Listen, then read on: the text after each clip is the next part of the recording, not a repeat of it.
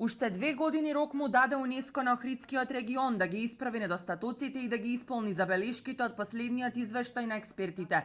Ова е официјалната одлука на комитетот кој после 3 дена расправа дури денеска ја соопшти конечната одлука.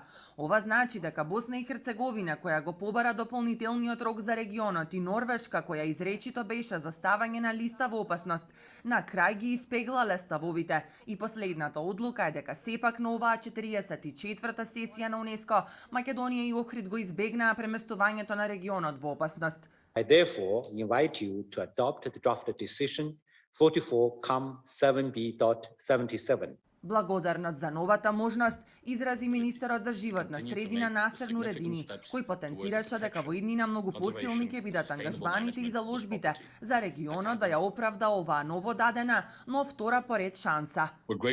Драго ми е што Охридското езеро и регионот ќе имаат можност да го задржат својот статус и ќе имаме време за да ја комплетираме заштитата на ова неверојатно природно и културно светско наследство. Но ова значи дополнителна одговорност. Ги повикувам сите чинители, приватниот сектор, локалната самоуправа, сите граѓански организации да соработуваат и да го дадат својот придонес кон заштитата на езерото и целиот регион.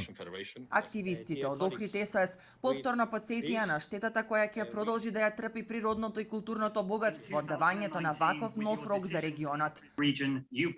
Со вашата одлука за Охридскиот регион овозможивте дополнителни 2 години бетонирање на брегот на Охридското езеро, дополнителни 2 години влевање гнасоти во неговите води и дополнителни 2 години трупање на отпадот во субстандардните депонии во неговиот слив. Исто така прифативте дополнителни 2 години изговори, одложувања, лажирање, заблуди и кревки планови кои обезбедуваат доволно заштита само на експлоатацијата. Градоначалникот на Охрид и премиерот Заев вчера рекоа дека давањето нов рок ќе значи поголема мотивација и понапорна работа идниот период за зачувување на регионот. Најавите се дека после туристичката сезона ќе продолжи уривањето на дивоградбите долж крайбрежјето.